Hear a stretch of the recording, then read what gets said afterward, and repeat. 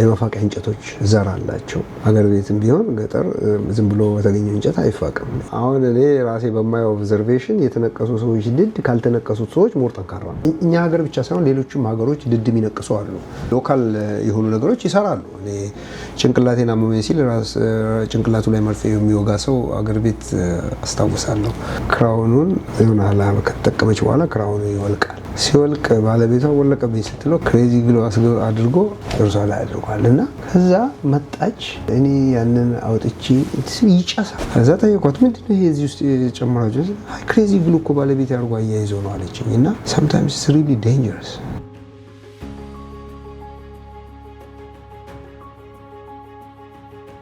ሰላም ጤና ይስጥልኝ፣ እንደምን አላችሁ ውድ ተመልካቾቻችን? ቤተልሔም ሰለሞን ነኝ ከናፍቆት ሚዲያ። በዛሬው የትንሣኤ በዓል ለየት ያለ እንግዳ ይዘንላችሁ መጥተናል። እኚህ እንግዳ የሁለት ትልልቅ ሙያዎች ባለቤት ናቸው። ፕሮግራማችንን ሰብስክራይብ፣ ላይክ፣ ሼር እያደረጋችሁ ከኛ ጋር ትዘልቁ ዘንድ እንጋብዛችኋለን። እስከ ዝግጅታችን ፍጻሜ አብራችሁ ከቆያችሁ ጠቃሚ የሆኑ መረጃዎችን ታገኛላችሁ። የምንገኘው አቢስ ደንታል ነው። ቆይታችሁ ከኛ ጋር ይሁን። መልካም በዓል። ክፍል 1ን ዛሬ እናቀርብላችኋለን። ክፍል 2 ደግሞ ሳምንት ይቀጥላል። አቢስ ደንታል ለመላው የክርስትና እምነት ተከታዮች በሙሉ እንኳን ለብርሃነ ትንሣኤው በሰላም አደረሳችሁ እያለ አቢስ ደንታል የተለያዩ አገልግሎቶችን ይሰጣል። ከምንሰጣቸው አገልግሎቶች ውስጥ የድድ በሽታ፣ የተቦረቦረ ጥርስ መሙላት፣ የጥርስ ውስጥ ነርቭ ሕክምና፣ የጥርስ ነቀላ፣ ክራውን ብሪጅ ኢምፕላንት ተከላ በዘመናዊ ቴክኖሎጂ በመደገፍ አገልግሎትን እንሰጣለን። አቢስ ደንታል አድራሻችን 4041 Powder Mill Road, Suite 100, Beltsville, Maryland 20705, United States.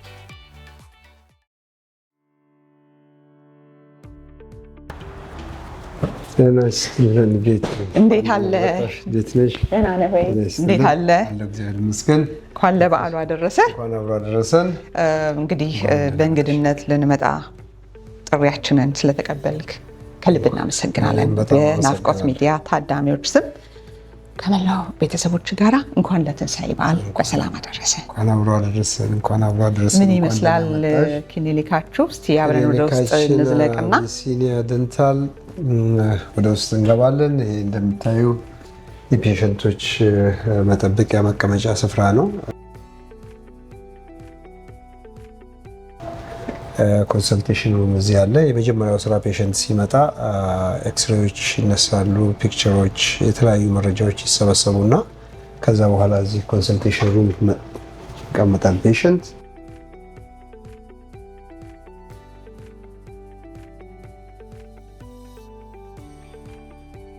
እዚህ ፊት ለፊት የምናየው ለሕክምና የምንጠቀማቸውን መሳሪያዎች ስተሪላይዝ የምናደርግበት ሴንተር ነው።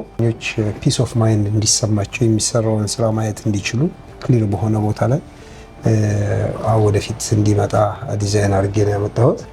የሚውሉት ይህ የመጀመሪያው ክፍል ነው። በወዲህ በኩል እያንዳንዱ የሕክምና ስቴሽን ሁሉንም አይነት ስራ መስራት ያስችላል። ማንኛውንም አይነት ሕክምና እዚህ ላይ ላርካል። ሁሉም ዌል ኢኩዊፕድ ነው። ሁሉም ነገር አለው።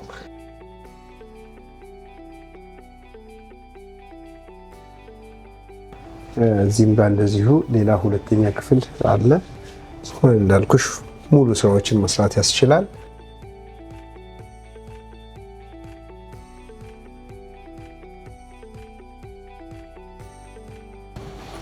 እዚህ ጋር ሶስተኛው ክፍል ይሄ ሞር ኳይት ሩም ነው። ሰርጂካል ሩም ነው። ለምን ሰርጀሪ በምንሰራ ሰዓት ዘግተን መስራት እንድንችል የተዘጋጀ ክፍል ነው።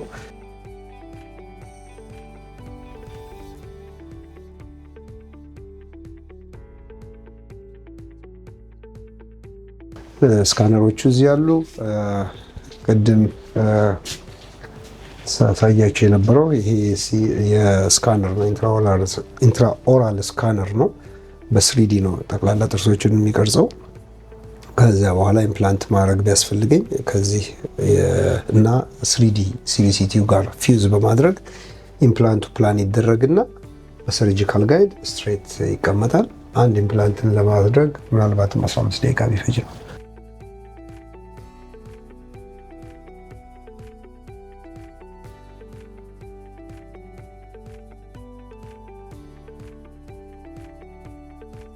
ብዙ የማጠብ ስራ እዚህ ውስጥ ነው የምንሰራው። ጥርስን የማጠብ ዲፕ ክሊኒንግ፣ ሬጉላር ክሊኒንግ የተለያዩትን እዚህ እናደርጋለን። ኦፍኮርስ እዚህም ማንኛቸውንም ስራ መስራት እንችላለን። ሌላው ኮመንሊ የናዝሬት ጥርስ የምንለው ደግሞ ቢጫ የሆኑ ጥርሶችንም ብሊች አድርጎ ለማጥራት የሚያስችሉ ማሽነሪዎች አሉ። እነሱንም እዚህ እናደርግና ጥርሱን እናጸዳለን። ለፔሸንቶቻችን የራሳቸው የሆነ ረስትሩም እዚሁ አለ።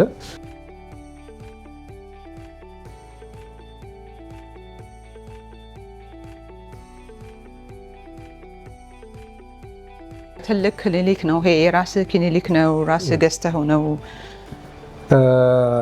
ክሊኒኩ የአንድ ትልቅ ካምፓኒ ነው። ወደ 8 ፎቅ ነው። እኔ ግራውንዱ ላይ ወደ 2500 ስኩዌር ጫማ ነው ሊዝ ያደረኩት። ሊዙ ለ10 ዓመት ነው። አናዘር 10 ይርስ ኤክስቴንድ ይደረጋል። ሙሉውን ራሴ ነው የገነባሁት።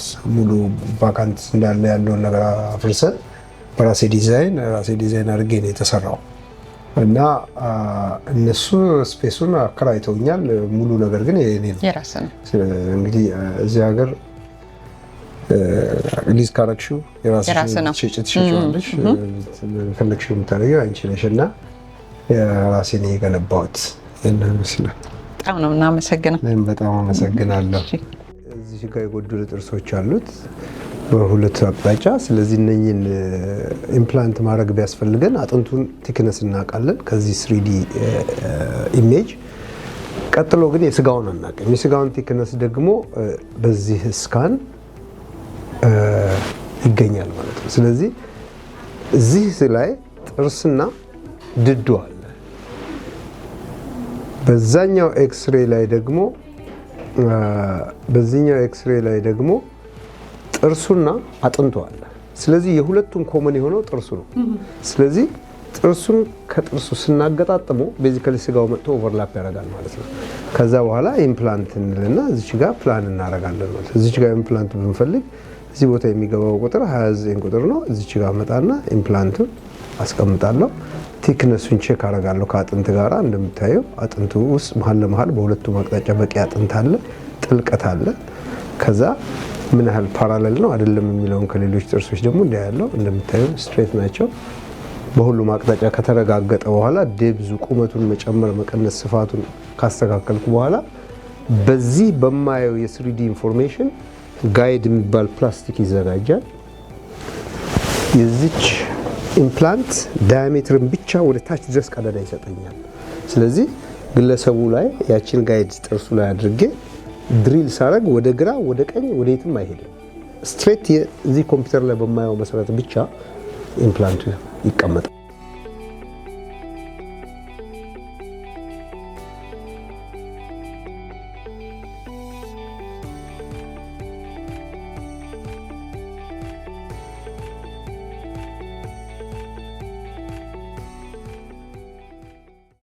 ለመላው የክርስትና እምነት ተከታዮች በሙሉ በድጋሚ እንኳን ለትንሣኤ በዓል በሰላም አደረሳችሁ። ዛሬ የሁለት ሙያዎች ባለቤት የሆኑ እንግዳ ይዤላችሁ ቀርቤያለሁ። ከእንግዳችን ጋር ሰፋ ያለ ጊዜ ይኖረናል። ፕሮግራማችንን ሰብስክራይብ፣ ላይክ፣ ሼር ማድረጋችሁን አይዘንጉ። ለሌሎች እንዲደርስ እናንተ ምክንያት ትሆናላችሁና ዶክተር በዓሉን ምክንያት በማድረግ ጥሪያችንን ስለተቀበልክ ከልብ እናመሰግናለን። በተመልካቾች ስም ፋሲካ በዓል አንተ ተወልደህ ያደግበት አካባቢ አከባበሩ ምን ይመስላል? ከሱን ጀምር። የተገናኘንበት ምክንያቱ ፋሲካ በዓል ስለሆነ ብዬ ነው። በጣም አመሰግናለሁ። እኔ የተወለድኩት በቀድሞ አጠራር ሲዳሞ ክፍለ ሀገር ጌዴኦ አውራጃ በምትባል ይርጋ ጨፌ ወረዳ፣ ከተማዋም ይርጋ ጨፌ ነው የምትባለው። በአሁኑ ደቡብ ህዝቦች ጌዴኦ ዞን እና ይርጋ ጨፌ ከተማ ነው የተወለድኩት። አሁን ትንሽ ከፍ ያለች ከተማ ነች። በዚያ ጊዜ በጣም ትንሽ ከተማ ነች እና አንድ ቤተክርስቲያን ነው ያላት፣ አንድ ትምህርት ቤት። በዛ ሁኔታ ነው ያደግነው። ፋሲካን በጣም በልጅነት የማስታውሰው ሞር ግብይቱና ግርግሩ፣ ከዚያም በኋላ እንደ ልጅ የሚናፍቅሽ ሌሊቱ መቼ ነው ይሄ ዶሮ ተሰርቶ አልቆ የሚበላበት ሰዓት። እኛ ልጆች በነበርን ሰዓት አዋቂዎች ነበሩ ቤተክርስቲያን የሚሄዱት፣ እኛ ልጆች አንሄድም። ሲመጡ ነው የሚበላው። በግማሽ አይናችን እንቅልፍ ተኝተን በግማሽ እየጠበቅን እናረፍዳለን። ሌሊት ላይ ይበላል። በጣም ደስ የሚል ነው። በማግስቱ እና ከዚያ በኋላ ያሉት ግን ሞር ኢንተራክሽን አላቸው። ምክንያቱም ቤተዘመድ ይገናኛል። ፋሲካ በጣም እህቶቻችን ቤት እንሄዳለን፣ ዘመድ ቤት እንሄዳለን። ሁሉም ድግስ ነው በየቀኑ እና ዳግመ ትንሣኤም እንዲሁ ስላለ ፋሲካ ከግብይቱ ጀምሮ በልጅነት የማስታውሰው በቃ ወደ በዓሉ የሚወስደው ጫጫታ፣ ግርግር ሁሉ በጣም ደስ የሚል ነው። ብዙም በልጅነት ቤተክርስቲያን ውስጥ የሚደረግ ነገር ብዙም አልነበረም በዚያ ጊዜ። ቅዳሴው ሌሊት ነው የሚካሄደው፣ አዋቂዎች ናቸው የሚሄዱት። ኋላ እያደግን በወጣትነት እድሜ ነው ሞር ፋሲካ ወጣቶች ቤተክርስቲያን እያደሩ እኛም እያደርን ጾምን ለመፍታት ከቤተሰብ ጋር ወደ ቤት ተመልሰን በተለየ መልኩ ከልጅነት ለየት ባለ መልኩ ሞር ትንሣኤን ተረድተን እና በትንሣኤው ተደስተን የምናሳልፍበት ዘመን ከመካከለኛ ዕድሜ የጀመረው። ከዛ የቀደመው ብዙ ኢንተራክሽን ላይ ነበረ ሞር የምናተኩረው። ዛሬ ደግሞ ይልቅ እድሜያችን ወደ መሀል እየገባ ሲሄድ ይበልጥ እየተረዳን ይበልጥ በእምነትም ለመጽናት ሙከራ እያደረግን በዓሉን ከምግቡ ባለፈ እምነቱ ላይ ትኩረት በማድረግ ቤተክርስቲያን ውስጥ አብረን በማደር እናሳልፈዋለን። ይሄ ነው። አሁን ከተናገርካቸው አንድ ነጥብ ያስኩት አንድ ትምህርት ቤት ነበረ ብለሃልና እዛ ትምህርት ቤት ነው የተማርከው? ምን ነበር የትምህርት ቤቱ ስም? ይርጋ ጨፌ አንደኛ ደረጃ መካከለኛም ነበር፣ እስከ 8ኛ ድረስ ነበረው።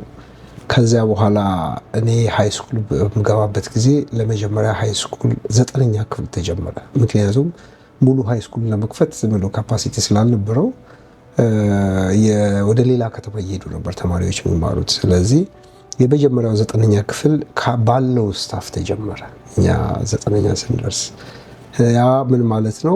ብዙዎቹ መምህራን ከዛ በፊት የሚያስተምሩት የነበረው ሚድል ስኩል የሚያስተምሩ የነበሩ ናቸው ወደ ሃይ ስኩል የመጡት ማለት ነው። እና ሪሊ ስትራግል ነበር። ከዛ ቤተሰቦቼ ወደ ይርጋለም የምትባል ከተማ ወሰዱኝና 10ኛ ክፍልን ከዚያ ጀመርኩኝ። ይርጋለም ማለት የሲዳሙ ክፍለ ሀገር ዋና ከተማ ነበረች ሐዋሳ ከመሆኑ በፊት።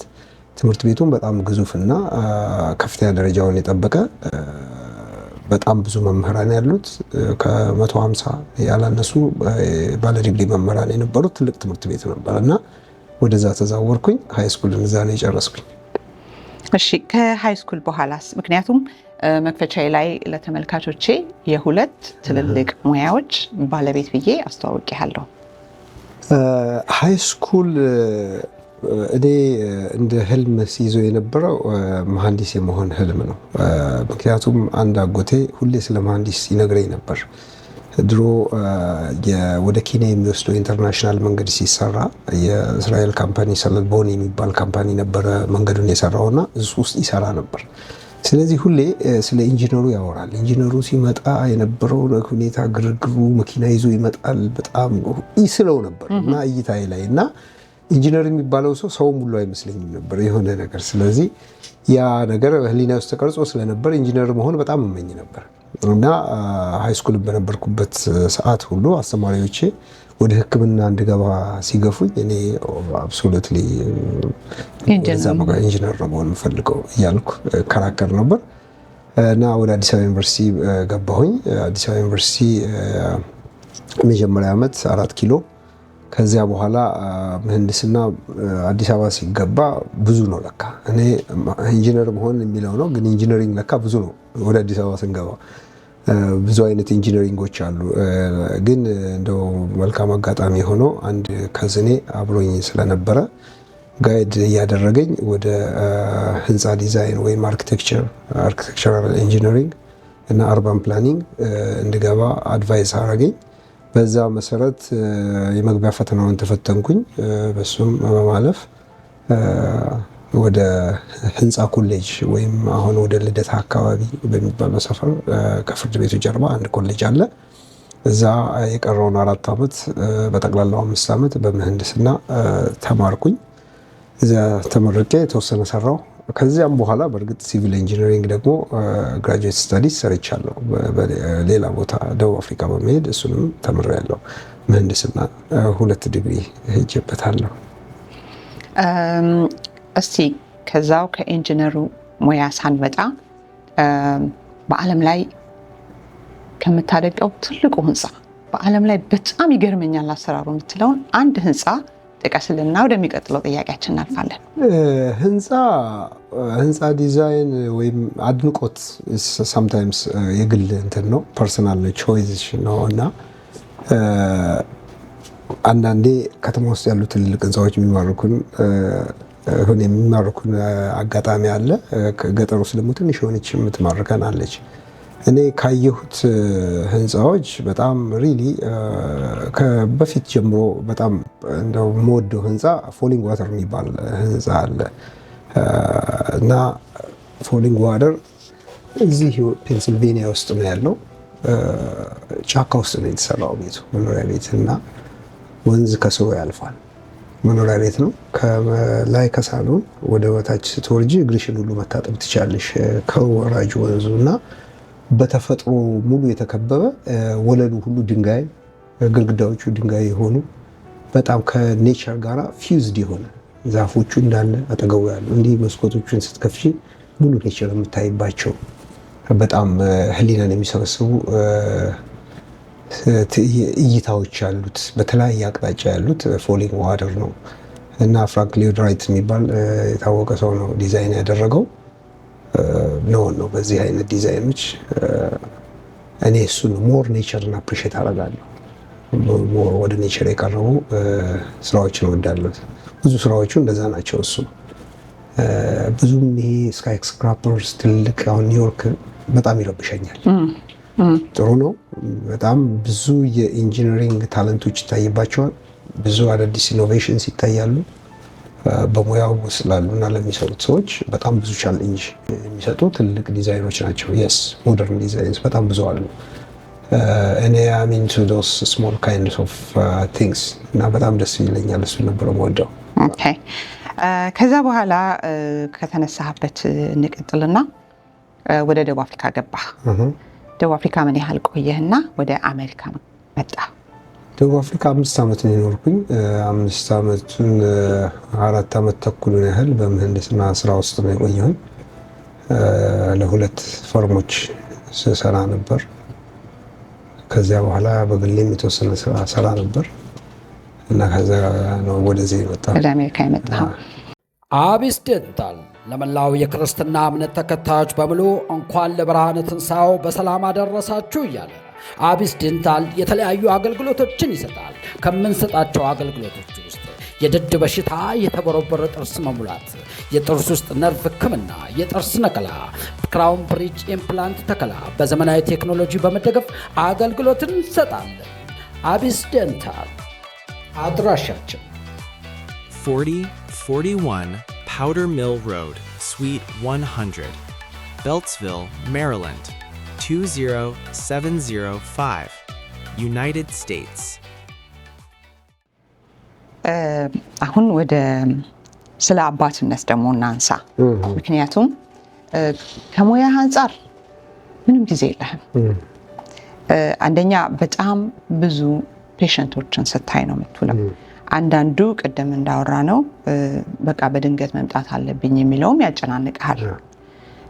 አንዳንዴ ራስህ ረዳት፣ ራስህ ዶክተር ሆነም ትሰራለህ። ምንም ጊዜ የለህም እና ልጆቹ ያንን ምክንያት አድርገው ሙያውን የሚሸሹት ይመስላል? ፈርተህ አስበው ታውቃለህ? ትክክል አለ። በተለይ በመጀመሪያዎቹ ጊዜያቶች ለአንድ ኮርፖሬት ተቀጥሬ ይሰራ ነበር፣ ሜሪ ሴንተር ለሚባልና በጣም እርሊ ነው ወጣው 6 ከቤት ይወጣለው። ቤት በምደርስ ሰዓት ኦልሞስት 7:30 ነው የሚሆነው። 10 hour shift ነው፣ ድራይቭ ይደረጋል እና ጠዋት ላይ እንደተኙ ነው የምወጣው። ማታ ስመጣ ደክመዋል፣ ተኝተዋል እና በጣም አዝን ነበር። ለምን ከልጆች ጋር የሚኖረኝ ምንም ማለት ግን ያ ህይወት ነበር።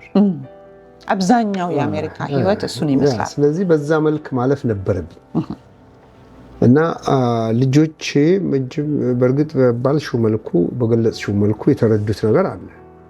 ምንድነው የመማር ጥቅሙ የሚል ነገር ጠይቀውኛል። ይሄ ጥያቄ ተነስቶብሃል?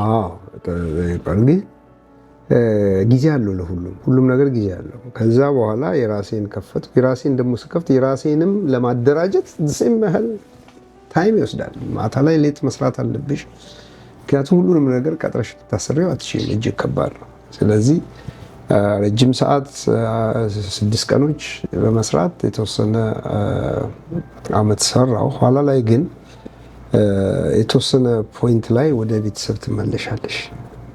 ለሙያሽ የሆነ ያህል ሳክሪፋይ ታደርጊና ግን ደግሞ ቤተሰብሽን ቆሞ ብለሽ የምታስቢበት ጊዜ አለ እና አሁን 2ኛ አመቴ ነው የሰዓት ለውጦችን ካደረኩኝ።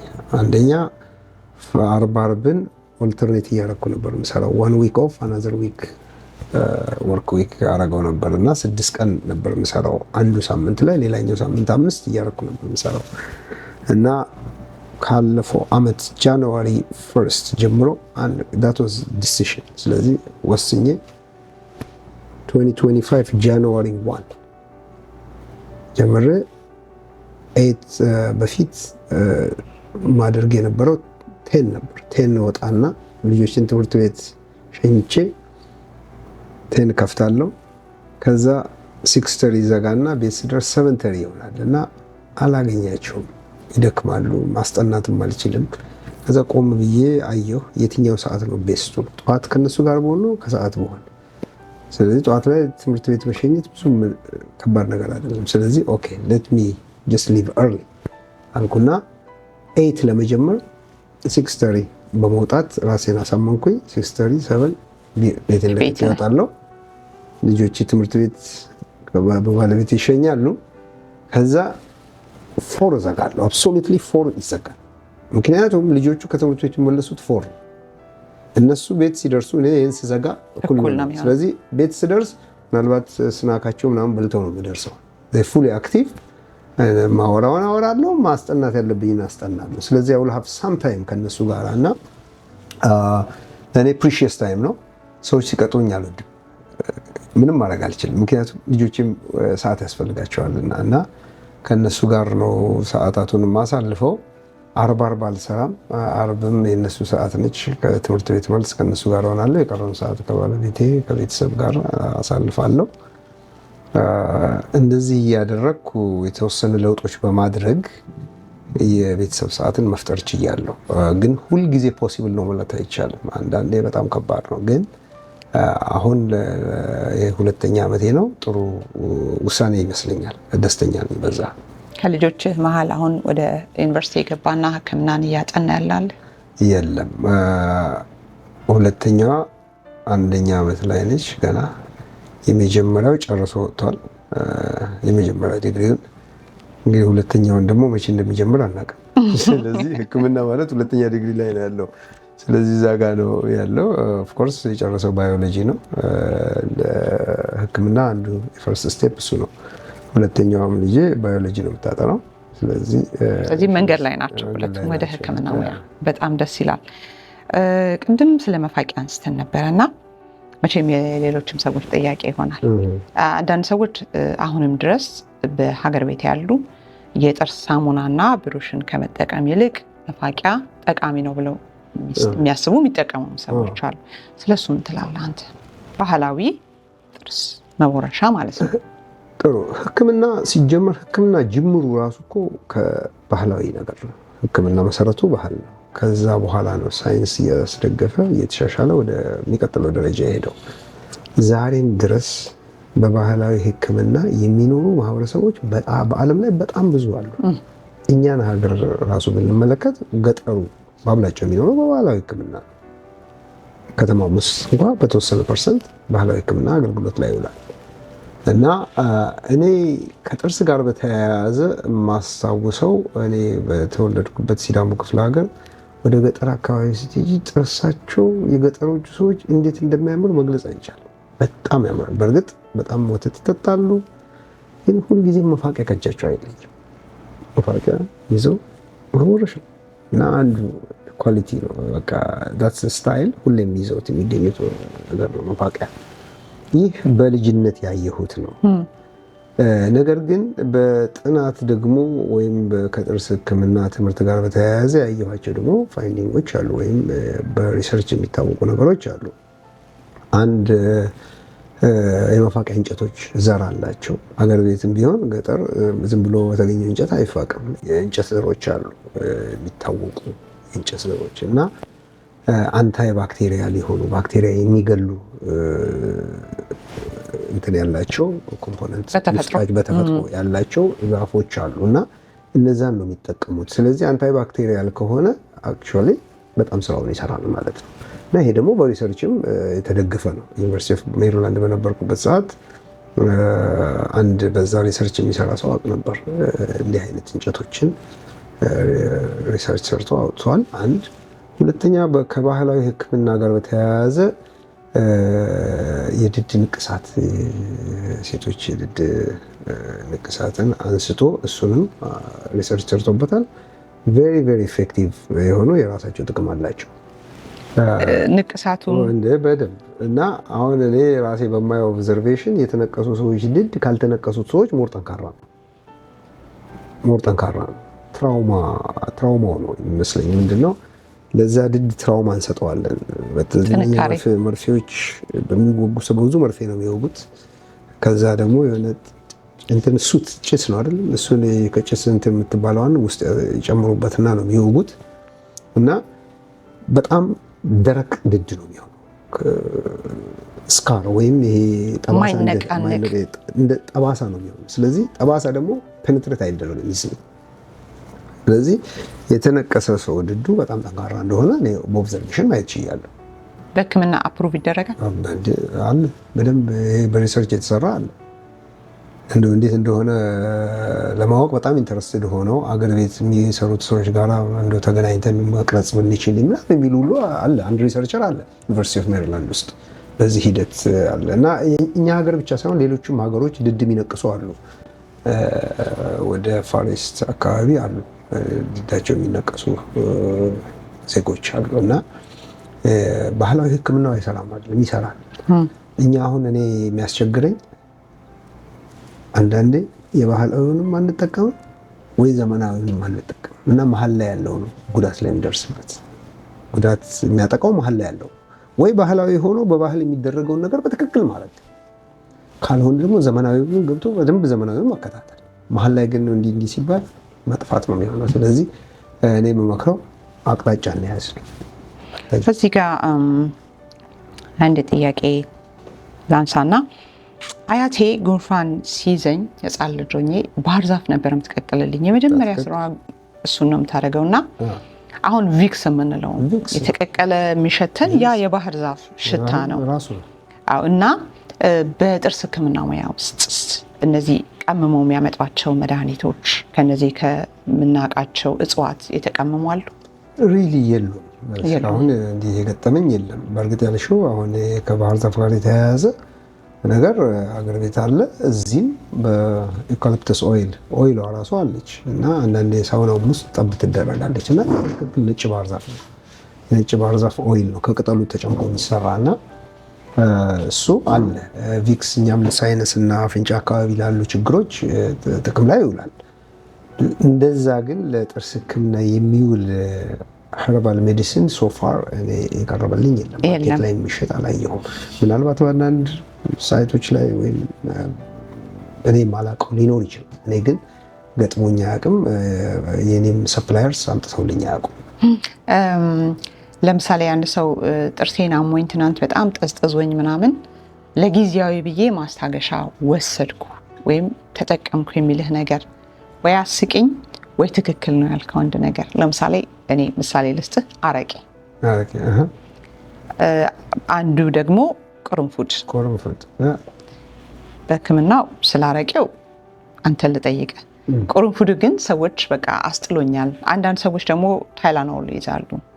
ጊዜያዊ ማስታገሻውን ከመዋጥ ይልቅ በሽታው ላይ ጥርሱ ላይ ቁጭ ያደርጋሉ። ስለሱ ምን ትላለህ? ትክክል።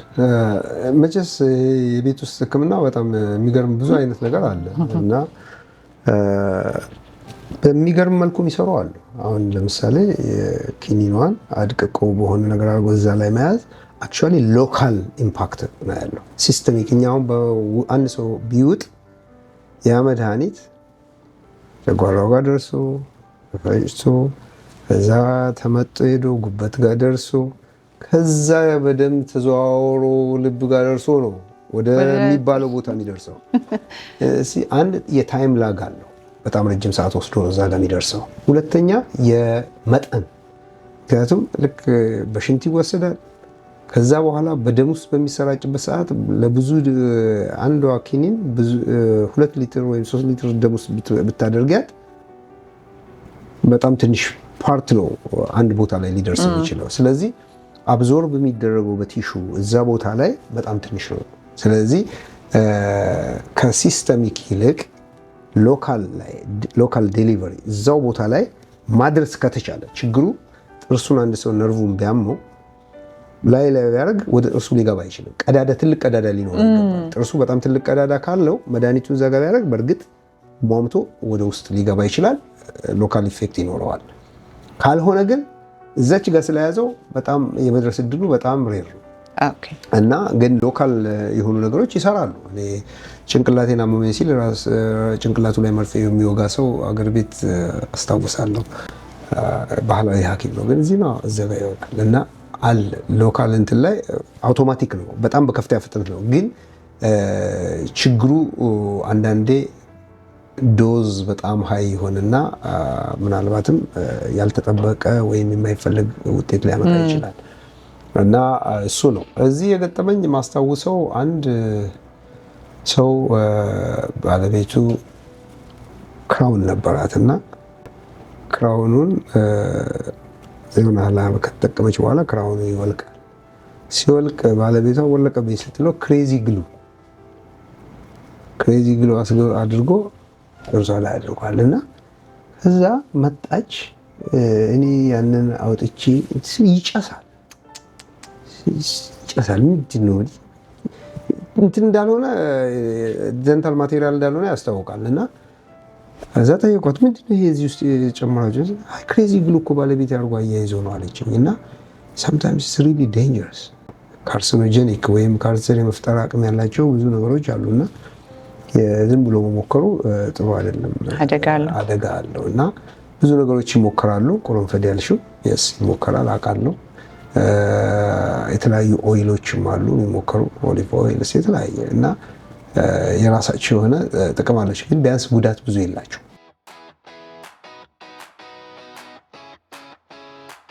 በሁሉም ሕክምና ዘርፍ የኛ ሰው ታሟል ከተባለ በቃ ከፍተኛ ደረጃ ላይ ነው ያለው። ኦልሞስት 18 ዓመት ይሆነኛል የጥርስ በሽታ።